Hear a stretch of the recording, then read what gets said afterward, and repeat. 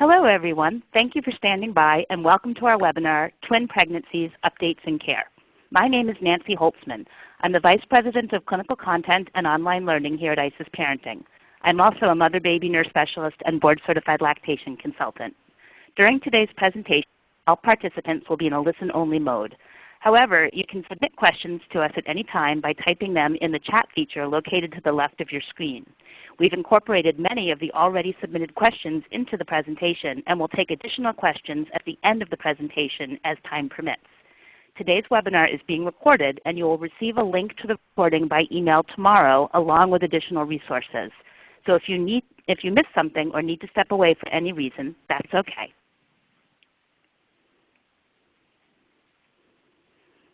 IsisParenting is proud to offer this edition of our expert speaker webinar series. ISIS is the nation's most trusted prenatal and early parenting destination.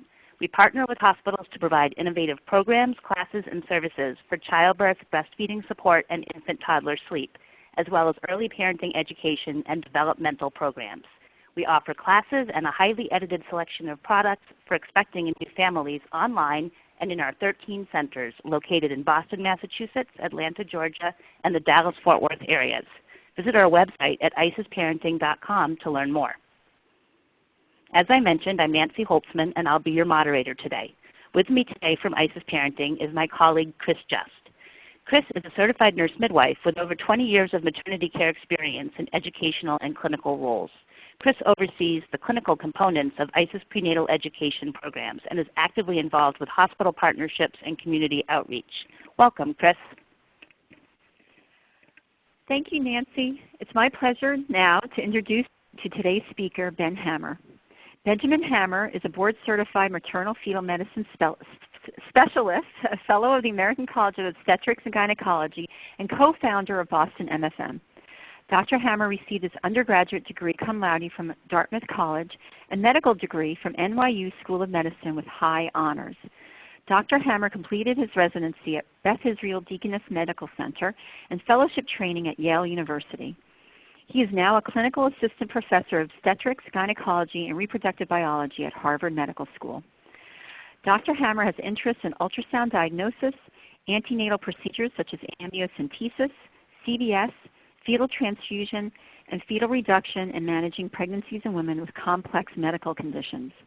Dr. Hamar spends his free time woodworking, gardening, cooking, sailing, and chasing after his children. Welcome, Dr. Hamar. Thank you very much. I'm happy to be here, and thank you for having me. And if you look at the slide here, I don't have much more hair than on this slide, but so that the slide cutting off my head is okay. Just force of habit, I have no conflicts of interest with any commercial entities producing healthcare-related products and services. I have one disclaimer, and that is that I love Google Images, so you'll see a lot of images on this presentation, and most of them are coming from Google Images. Just as a roadmap, we're going to talk a little bit about the epidemiology of twins, a little bit about the underlying biology of twins. We're going to talk a lot about the pregnancy-associated risks and other concerns that we have and that we address in a twin pregnancy, both from the maternal side and from the fetal side. We're going to spend a fair amount of time talking about the care of moms with twins, and then also focus on some specifics in twins, such as monochorionic twins, and then talk about how we manage a twin pregnancy with our practice at Boston MFM.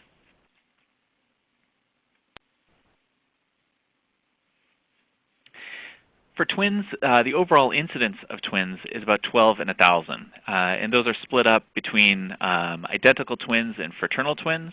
Fraternal twins come from two embryos, and they're called dizygotic twins. And those are seen in about 8 in 1,000. And then monozygotic twins, or identical twins, occur a little less frequently in about 4 in 1,000 pregnancies. As far as when twinning occurs, in terms of if there is one embryo and that is formed, in terms of how it divides, if that occurs before day 3 after fertilization, there can be 2 embryos that have 2 placentas and 2 sacs, and we call that dichorionic for 2 placentas, diamniotic, 2 sacs, and that occurs very early after fertilization as the embryo is making its way down the fallopian tube and into the uterus. If implantation occurs and then twinning occurs with one embryo, that's a situation where we have a monochorionic diamniotic orientation, which is 1 placenta and 2 sacs. And that occurs when division occurs by day 4 to 8 after fertilization. And then if twinning occurs after that point, you can have 1 placenta and 1 sac, or monochorionic, monoamniotic, and that's when division occurs after between days 8 and 10. And then conjoined twins occur after days 11 and 12. And as you go further down the spectrum here, they become more and more rare in terms of how these twins are oriented. But the majority of twins that are going to be identical end up being monochorionic diamniotic.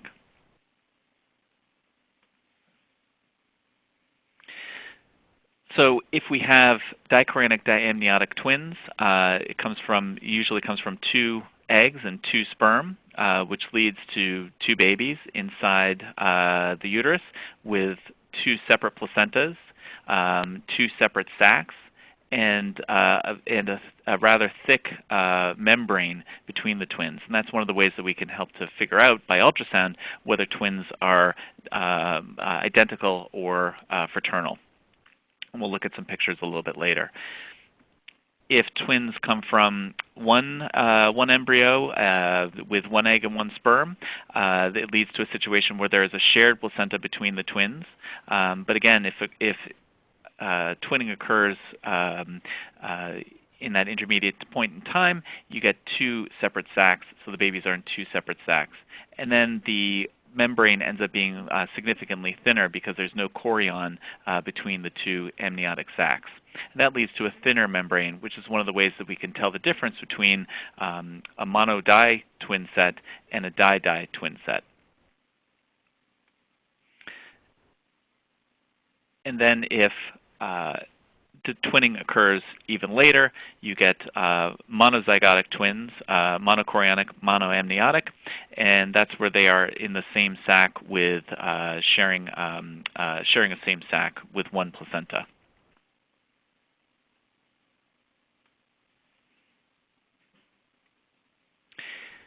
There are several things which affect the occurrence of twins, and it increases with increasing maternal age. There's certain ethnic variations. There's a tribe in Africa that has an incredibly high rate of twinning in the order of 40 to 50 per thousand, or even higher, compared to only 12 per thousand in the general population. So there's clearly some ethnic variations there. There's also a familial association, mainly maternal, but also somewhat paternal, but the familial association is mainly on the mother side of things. And clearly ovulation-enhancing drugs and infertility treatment certainly increases the rate of twins. Interestingly, monozygous twins are also increased with assisted reproductive technologies such as IVF and ICSI, which is intracytoplasmic sperm injection. It's a technique that they use with certain kinds of IVF. And you can see the statistics there that 3.2% are found with assisted reproductive technology compared with only 0.4% of spontaneous pregnancies. And that's thought that it's thought that because of the effects of the IVF and particularly the ICSI on the developing embryo leads to an increased chance that there will be twinning from that embryo. The types of twins that occur, or the arrangement of the embryos, ends up being very important because the more they share, the greater the risks. So when we look at just one statistic here, perinatal mortality, you can see that with dizygous twins, in other words, not sharing a placenta or an amnion and coming from 2 separate embryos, they have the lowest rate of perinatal mortality. And then as you see with the monozygous twins, as they go from 2 placentas and 2 sacs, to 1 placenta and 2 sacs, to 1 placenta and 1 sac, to conjoined, you can see that the mortality rate increases significantly. We're going to get into this a little bit later, but even though we're talking about increases in risk and we're talking about mortality and other sort of fairly scary outcomes, it's important to recognize that these are still incredibly unlikely. So you're talking about 10 to 12 per thousand, which is just about 1%. And even when you get up into 70 to 90 per thousand, you're still under 10% chance of things bad things happening. And this is in something conjoined twins, which is incredibly rare.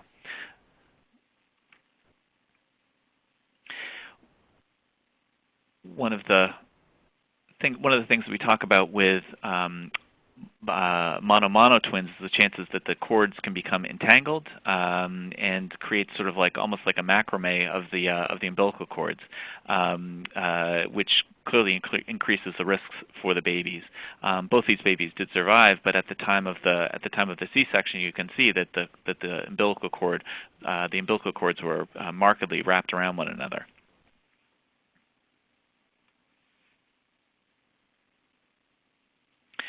When we look with ultrasound, we're trying to differentiate between these types of orientations of the twins, going from di-di to mono-di to then this is these are di-di with a fused placenta, and then mono-di with a thin membrane between the two. And as you can imagine, inside the uterus, it's kind of a cramped space, and the placentas just sort of plop down and grow wherever they're going to grow. And so telling the difference between a di-di twin pregnancy with just a closely approximated placenta versus a mono-di pregnancy can be a little bit tricky. And one of the ways that we do that is by looking very early in the pregnancy, and you can see that the placental mass is separate from one another here, so that if the placenta is over here and the placenta is over here, they're clearly not sharing a placenta, and the membrane between them is very thick, which suggests that it's dichorionic, diamniotic. Also, if there's a fused placenta, we look for this sort of thickened membrane in between a little bit later on, and this is what we would call a twin peak sign or a lambda sign. You may hear your providers talking about that, and that's a way for us to sort of help to differentiate between twins that are two placentas that are close to one another versus one placenta which is shared. And then with mono-di twins, you can see a much thinner membrane here between the twins, which indicates that they are sharing a placenta. And then mono-mono twins, there is no space between the twins, no membrane between the twins to indicate that they're in a separate compartment.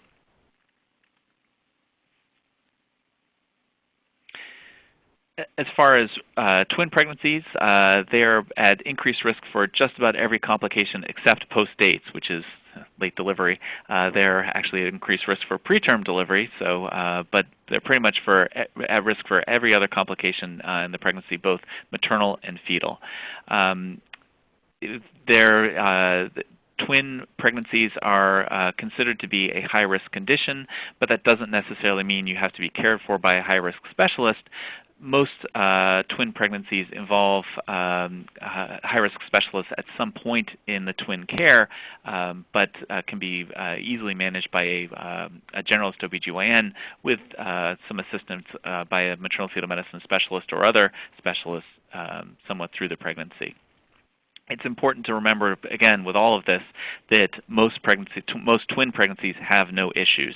They're at slightly increased risk for things, which is why involving maternal-fetal medicine and doing the ultrasounds and the monitoring that we do is important, but it's very important to remember that the majority of times everything works out okay, and we're able to have excellent outcomes.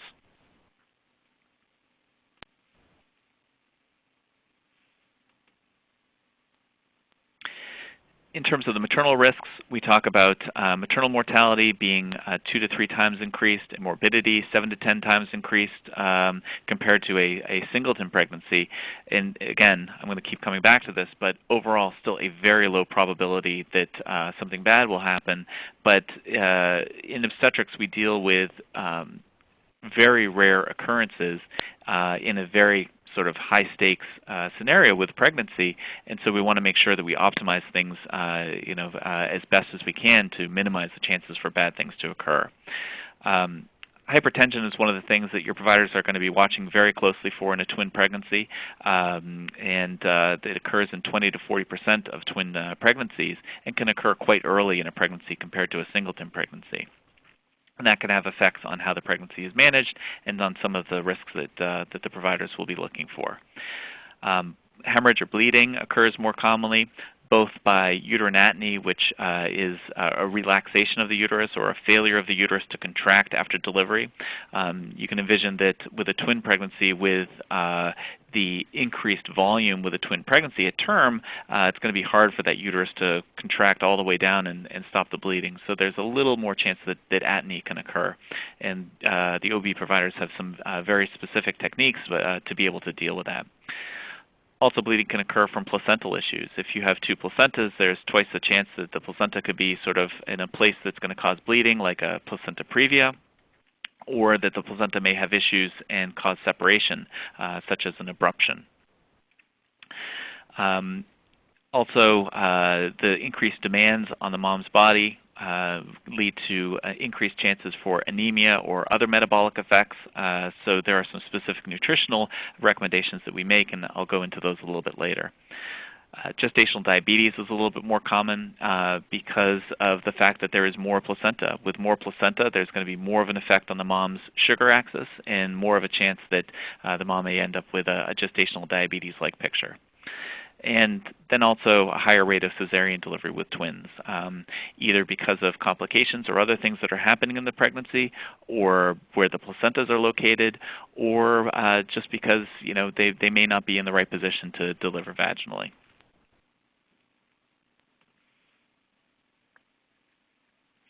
As far as fetal risks, with twins there's a higher rate of anomalies compared to a singleton rate.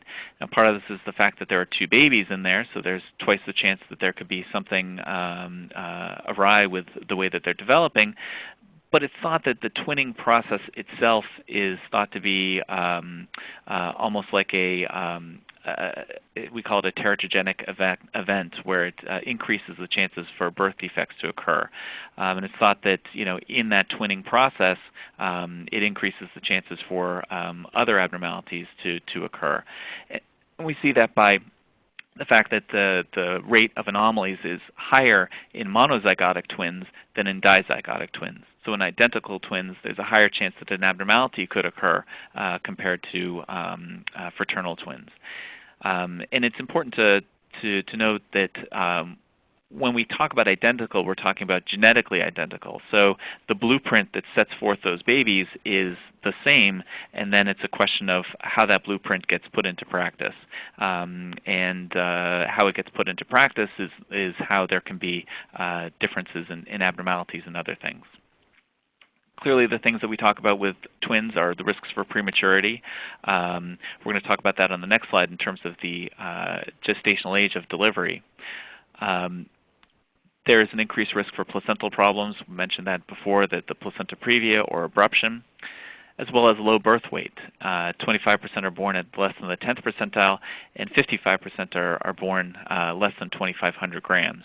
And that 2,500 grams is the WHO sort of cutoff for low birth weight infants. The things that we look at specifically with twins and specifically with monochorionic twins, and we'll talk about this a little bit later, is the chances that one may grow a little differently than the other. This can even occur in fraternal twins as well, because if one of the placentas is in a favorable location in the uterus and one of the placentas is in a less favorable location, it may end up that one may grow a little better than the other. And then also with fetal risks, we talk about the risks for fetal distress and stillbirth, which is why we do the antenatal testing that we'll review a little bit later. this I mentioned in the last slide is the average length of the gestation by the number of fetuses in the pregnancy. And you can see that as you go from a singleton to a twin to a triplet to a quadruplet, the average gestational age at delivery gets less and less and less. And these are some important statistics here that delivery before 28 weeks is a good benchmark because that's where the majority of complications of prematurity are. And you can see that in a singleton it's about 1%, whereas with twins it goes to 5% and triplets up to 14%. So clearly we want to know who these women are who are destined to have these preterm deliveries and whether there are things that we can do to optimize things in those pregnancies. And a lot of what we do with the management of twins in the early part of a pregnancy surrounds identifying those women at higher risk for preterm delivery and optimizing the pregnancy so that we get a better gestational age at delivery and a better outcome. One other specific risk with a twin pregnancy is a phenomenon called the vanishing twin syndrome. And this involves a pregnancy where it was identified as a twin pregnancy very early in the pregnancy, and then subsequently one of the twins is noted to have demised in between fetal assessments. And this can occur in between 5 and 27% of cases depending upon the gestational age. Now, clearly a pregnancy that started off as an IVF pregnancy where you're getting an ultrasound every week, sometimes a couple times a week, and right from about 4 or 5 weeks of gestational age, you're going to identify a lot of pregnancies that start off as a twin pregnancy that the one of the fetuses just doesn't make it. And other pregnancies where you may get an ultrasound at 8 or 9 weeks as the first ultrasound where you're identified as having a twin pregnancy. By the time you come back for a 12 or 13-week ultrasound, one of the twins may not have survived. But that clearly occurs less commonly than the twins that are identified at 5 or 6 weeks of gestational age. How things are managed really depends upon the gestational age and the circumstances. But overall, the punchline is that the majority of times that a vanishing twin occurs, it really does not affect the chances of bad outcomes in the pregnancy, especially if it occurs in that early first trimester, that it really doesn't affect the remainder of the pregnancy. In terms of some of the specific recommendations about pregnancy care with twins, the diet recommendations are about 300 calories above that of a singleton pregnancy, so about 600 calories above the non-pregnant state, which is not all that much. We think about eating for 2 or eating for 3 or 4 or 5, depending upon how many fetuses are in the uterus. Really, with the U.S. diet, it doesn't take much to get up to those caloric recommendations. And what I usually say is that twins or babies are incredibly good parasites, and they will get all the nutrients that they need from you. And so, in terms of dietary requirements, it's more important to get vitamins and that type of nutritional support rather than the overall calories themselves. There have been some guidelines, specific weight guidelines for twins in pregnancy, and you can see them listed there. Depending upon the body mass index, if you are if you are of lower weight, you are recommended to gain less, or if you're of higher body weight, you're recommended to gain less. If you're of lower body weight, you're recommended to gain more. And there were no specific recommendations for folks with body mass indexes of less than 18.5, but clearly they probably need to have this weight gain and maybe a skosh more to accommodate. Different providers get different levels of concern about people's weight gain.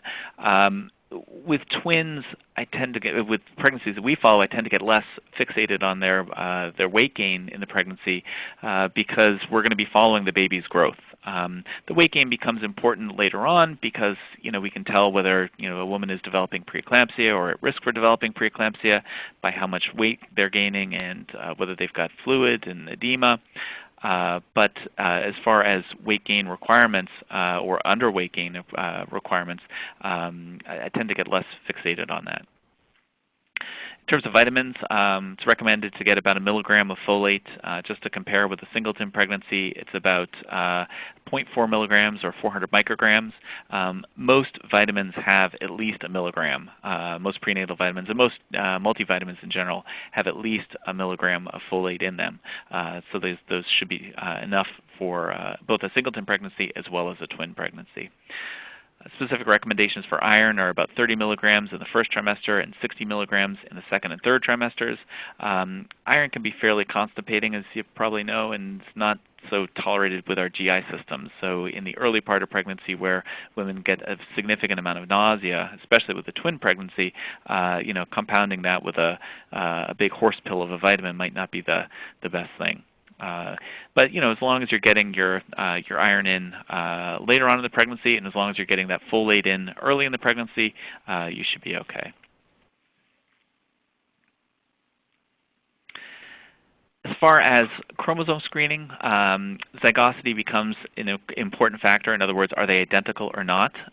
Because if they come from one egg and one sperm, if they're monozygous, that means that both babies are going to have the same genetics.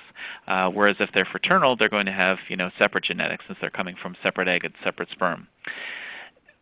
The thing about Down syndrome screening and other chromosome abnormality screening is that the serum screening component of these tests has a lower detection rate.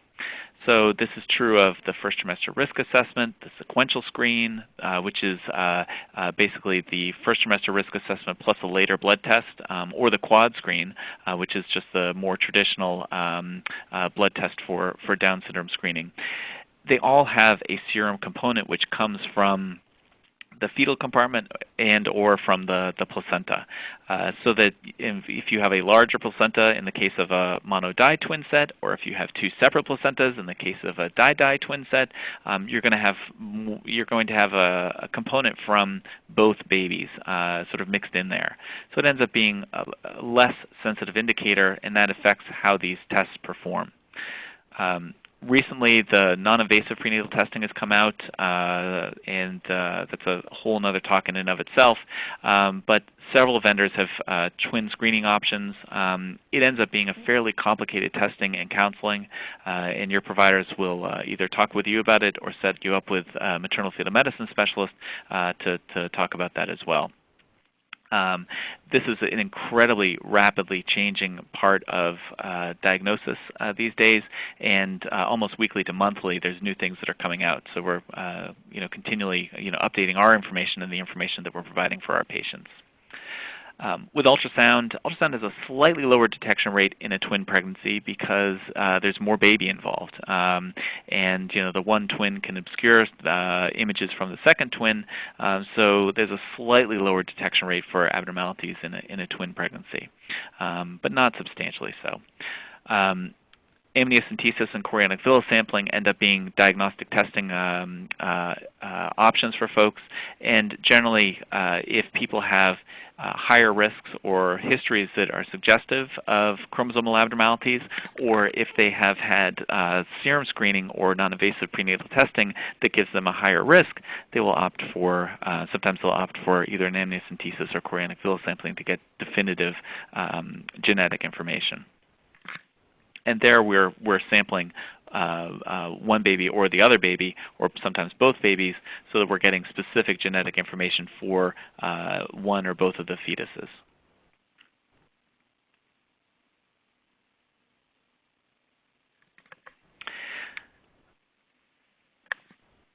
So with monozygotic twins, there are intertwin placental vascular connections in 90 to 95% of cases. So not only are they sharing a placenta, they're sharing blood supply. There are connections between the placentas, between their blood supplies. These can be artery to vein, artery to artery, or vein to vein connections between the placentas.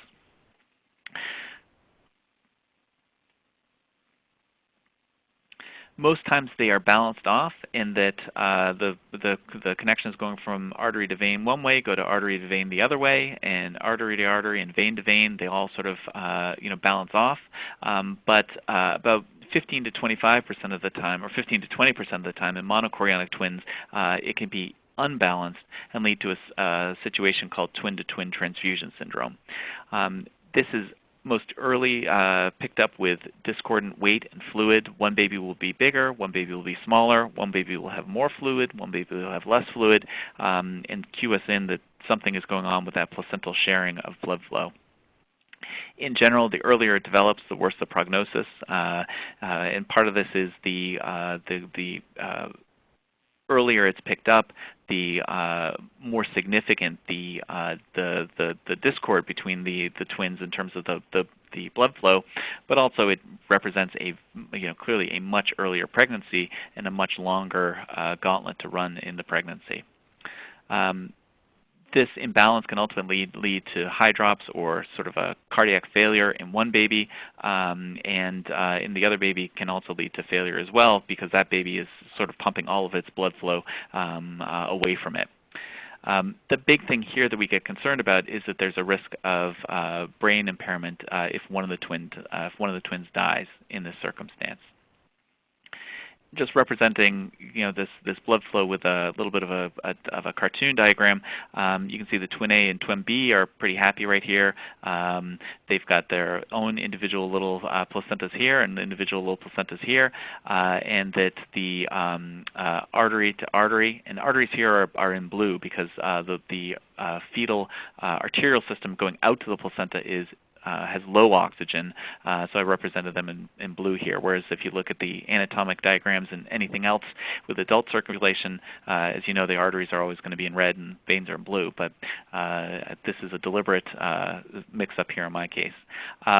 So the arterial connections are balanced, the venous connections are balanced, and if there's an artery to venous connection here, there's an artery to venous connection here, which balances it off, so that the blood flow is balanced in the placenta, and both babies are doing well and they're nice and happy. When we do have twin-to-twin transfusion syndrome, you get that one baby is big, one baby is small, one baby has more fluid, one baby has less fluid, and it's all because of these imbalances in the connections through the placenta, and that can lead to situations where these kids are identical, but clearly one baby got more flow and one baby got less, one baby is bigger and one baby is smaller.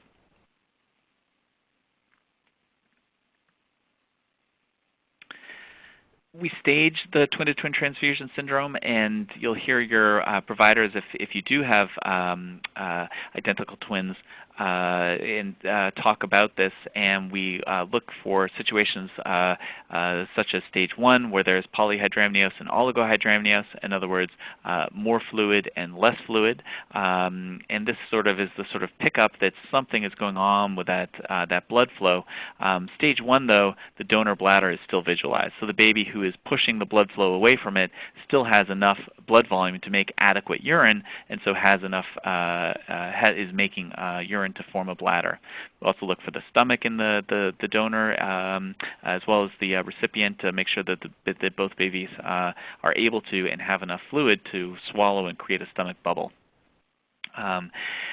Stage 2 is where we see the polyhydramnios, oligohydramnios, and the donor bladder is not visualized.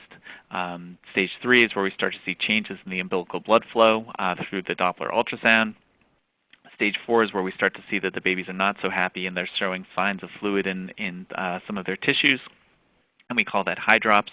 And then stage 5 is where one or both of the babies passes. If this is left untreated, the statistics show that there's about an 80% mortality rate. Fortunately, there are a number of in utero treatments that we can pursue with this, and I'll go through each of these in turn, but they involve either serial amniocentesis to take off some of the fluid from the recipient twin, septostomy to sort of make a connection between the twins' sacs through the intertwin membrane, or laser coagulation of the communicating vessels through fetoscopy. And then another option is selective feticide to sort of clamp one of the cords of the babies to eliminate the chance that there would be a connection between the two sacs. And then, depending upon the gestational age, to consider delivery. So with amniotic amnioreductions, we use an amniocentesis, and you can see that over here, the amniocentesis needle going into the sac of the recipient twin and taking off fluid. And the thought process here is that by taking off that fluid, it reduces some of the pressure in the recipient twin, and that may, and this is purely conjecture, but it may sort of open up some of the venous connections between the twins and allow some of that offloading of blood back to the donor and sort of reset that balance to allow things to progress. The chances of complications are not insignificant in that we can cause preterm labor or preterm premature rupture of membranes, or PPROM, or infection. The statistics that are quoted, that there's 37 to 60% survival with only a 17 to 33% neurologic sequelae. And the important thing to remember here is that it all depends upon what you're defining as your neurologic sequelae. With the septostomy, if it's going to come up.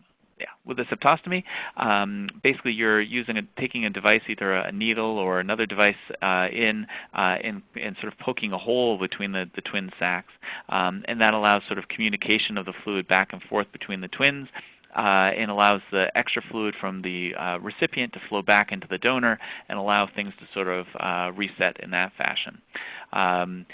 The advantage of this is that it's a single procedure. We do it once and we cause a hole, and it continues to establish that balance. There's some scant data, but suggests about an 80% survival rate. The major concern that we have with this, and in our practice we tend to not pursue this as an option, is that there's a 3% risk of creation of monochorionic, monoamniotic twins. So that you have these twins who are in separate sacs. You can cause enough of a rent in these holes that the one twin ends up being in the other twin sacs, and so that you end up having monoamniotic twins with the risks for cord entanglement and other things along those lines. In a randomized controlled trial, equal survival was found between serial amnioreduction and septostomy. Laser coagulation is another therapy which is being used these days, and basically what this involves is inserting a fetoscope into the amniotic sac, usually of the recipient twin, and using photocoagulation to basically cauterize those blood vessels that are communicating between the twins. And you can see what they look like on fetoscopy afterwards. You see the blood vessel here, blood vessel there, and this is where they use the laser to photocoagulate the connection between them. What this tends to do is this tends to coagulate the superficial vessels, but it does not get to the deeper vessels. The statistics are pretty impressive, that there's a 55 to 73% survival with only a 4.2% neurologic handicap. However, the risks of the procedure itself is fairly significant, with a very significant risk for rupture membranes, abruption, other complications, preterm labor. So it's something that is generally used in circumstances where there is very early and very severe twin-to-twin transfusion syndrome, as a way to sort of try to limit the progression of that process. So the management of twins in pregnancy, we use ultrasound to determine the chorionicity, to be able to determine specific risks in the pregnancy, look at the baby's anatomy, and perform serial growth assessment to make sure that the babies are both growing appropriately. Generally with a dichorionic twin, it's every 4 weeks, and more frequently with a monochorionic twin set. And clearly, if the twin-to-twin transfusion is present in a monochorionic twin set, we're going to be looking very closely. As far as prevention of prematurity, we look at the cervical length to be able to see whether there's a background risk for preterm delivery. Fetal fibronectin can be helpful in being able to sort of get more information about a given cervical length and the risks for preterm delivery. and then being able to administer antenatal steroids such as betamethasone, and these reduce the complications of prematurity by about 50 to 80%. Generally, we'll give the steroids in a window between 24 and 34-ish weeks, and we like to only give one course of the steroids, so we try to sort of figure out when the right time to give that, if at all. Antenatal testing is very helpful in reducing the risk for stillbirth, both with non-stress tests and biophysical profiles. And then as far as timing of delivery, the American College of OBGYN came out recently with some specific guidelines about when to deliver. And with a dichorionic twin set, as long as everything is going okay, 38 to 39 weeks ends up being a good end point to the pregnancy. And then a little bit earlier for monochorionic twins.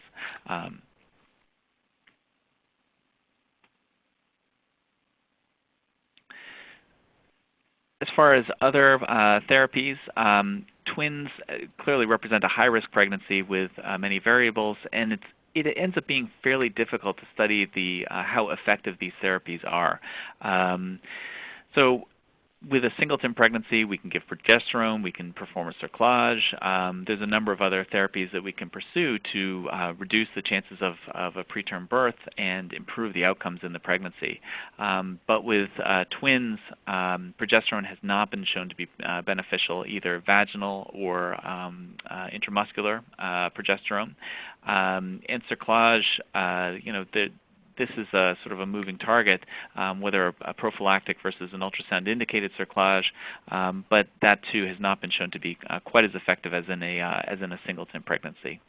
Bed rest, this is the dirty little secret. Bed rest has not been shown to be effective, but to us it makes sense that if the cervix is an issue or if preterm labor is present, reducing activity can reduce stimulation on the uterus, which can reduce contractions, and it makes sense to us that would help to improve outcomes.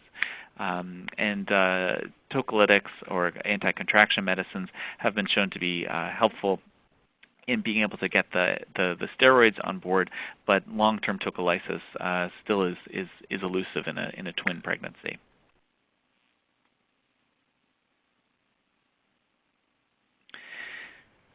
As far as the management of twins, a question came up in some of the preliminary questions about selective reduction.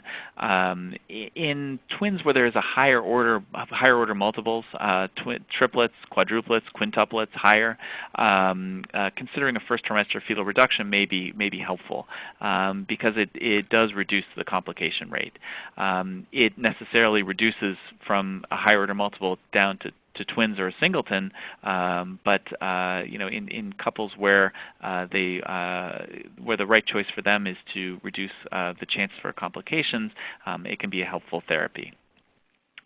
The benefit of doing this is that reducing down to a twin pregnancy or even to a singleton pregnancy improves outcomes. And in fact, reduced twins, so twins who are reduced, or pregnancies who are reduced down to a twin set, end up faring better than faring about the same as unreduced twins, and fare much better than unreduced triplets.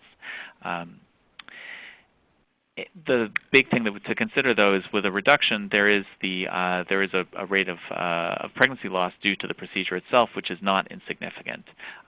Generally, we do this at about 11 to 13 weeks, but can also be performed at a later point if there's an anomaly that's detected or a chromosomal abnormality that is detected in one twin but not the other twin. There are ways to be able to reduce down to a singleton pregnancy from that point. And clearly, if it's done at a later point, there are higher rates of complications because it's just farther along in the pregnancy to do.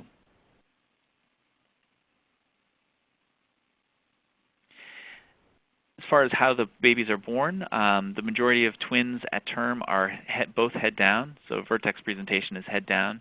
And then the next most common is vertex other. so either vertex breech or vertex transverse, and then a variety of other combinations with the first baby being breech. In general, when they're both head down, vaginal delivery is the recommended way to go. If they are, if the first one is head down and the second is not head down, there's a consideration for either doing a cesarean outright or trying for a vaginal delivery with a weight cutoff of either 1,500 or 2,500, depending upon the provider, for that second twin. And then if the first baby is not head down, generally that's going to be a cesarean delivery. Providers have different ways of managing twin pregnancies. So if you have a twin pregnancy, your provider is going to talk to you all about how they would manage this and what the options are for how to deliver. As far as managing on labor and delivery, with twins, we monitor them much more closely. As far as pain control, oftentimes we'll offer an epidural a little earlier. And in general, if for twins who are having a vaginal delivery, we usually recommend an epidural just because there are some things that can happen around the time of delivery that having good pain control will be very helpful. Additionally, if an emergency C-section needs to happen, then an epidural can be dosed up to accommodate that. As far as where the twins deliver, it really is provider and hospital specific, whether to do in the delivery room versus the operating room, and a lot of it will depend upon what's going on with the twin pregnancy, what other sorts of risks and other things are going on there. As far as the second twin being delivered, certain providers will pursue a more expectant management and allow that twin to come down. Others will pursue a more active management and quickly break the water of the second twin and have it come down a little bit more quickly. And a lot of this is, again, provider dependent, situation dependent. We talked before about the possibility of doing a breech extraction. In general, for a twin pregnancy, both head down, the chance of needing a C-section for the second twin, if the first is delivered vaginally, is about 10%.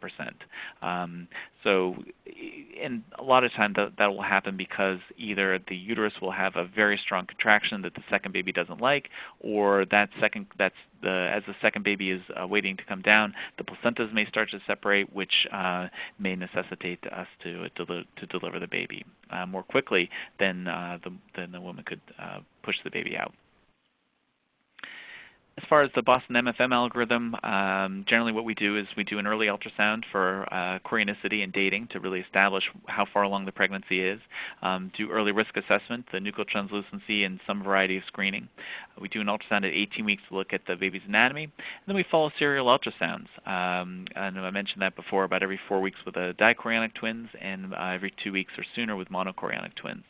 We follow the cervix up until about 30 or 32 weeks, and then starting at about 32 weeks, we do antenatal testing, the biophysical profiles and the non-stress tests. In terms of delivery, we usually recommend delivery about 38 to 39 weeks for dichorionic twins and slightly earlier for monochorionic twins. And that is about it. Thank you very much for joining. And I think that Nancy was going to pass a few questions back to me. Yes, thank you, Dr. Hamar. That was excellent. We really appreciate your presentation. I think we have time for maybe one or two quick questions. The first one says, can you speak about VBAC for twin pregnancy? Certainly, yeah. So VBAC, or vaginal birth after cesarean, in a woman who's had a cesarean before, many women will want to have to try for a vaginal delivery with their second pregnancy, and they happen to have twins in that second pregnancy. So the question is, can you have a vaginal delivery after a cesarean? The first thing to consider is, whether or not there's any reason why you should not have a cesarean or why you should not have a vaginal delivery. And there's several reasons why that might be. A lot of it ends up being how the prior cesarean was performed, whether it was a low transverse incision or a more classical up and down incision. Your provider would go through with you about whether or not there are any reasons why you should not have a vaginal delivery to begin with. But provided there aren't any reasons why you shouldn't have a vaginal delivery, having a vaginal birth after cesarean with twins is, again, going to be a provider specific thing, but it is something which is a possibility. One of the limitations with a vaginal birth after cesarean is in terms of some of the therapies that we can offer. are just felt to be too high risk in that circumstance. So in terms of giving a cervical ripening agent, or is not considered to be safe due to the risks for uterine rupture in a vaginal birth attempt after a cesarean. And then as far as augmentation goes, as far as giving Pitocin to help contractions along, different providers will have different philosophies about how aggressively or whether to do that type of a therapy. So it makes it a little more challenging to perform, but it's definitely a possibility. Thank you, Dr. Hammer. And another two-parter. Is it necessary to deliver twins vaginally in the OR? And do you think the percentage of cesarean births for twins is getting lower?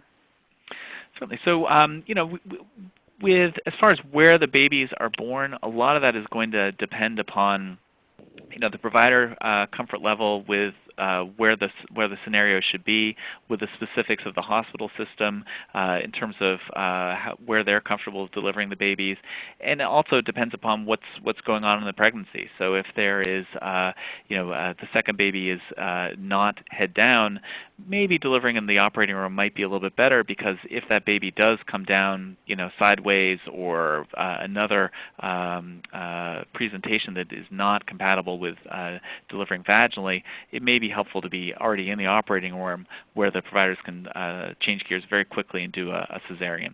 Likewise, if there are things going on in the pregnancy, bleeding or other things that may put significant risk for that second baby or even the first baby, delivering in the operating room may be helpful.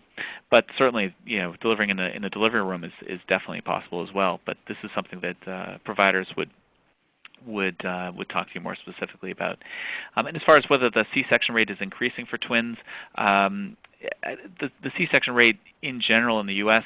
is fairly high, not as high as in some other countries, but certainly not as low as in other countries as well.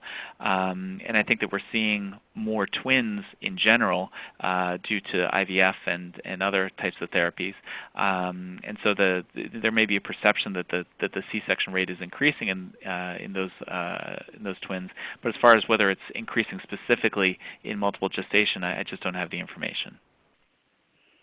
Thank you. Last one quickly. Is there a reason that women who conceive multiples through IVF or other ART are more high risk than women who conceive naturally?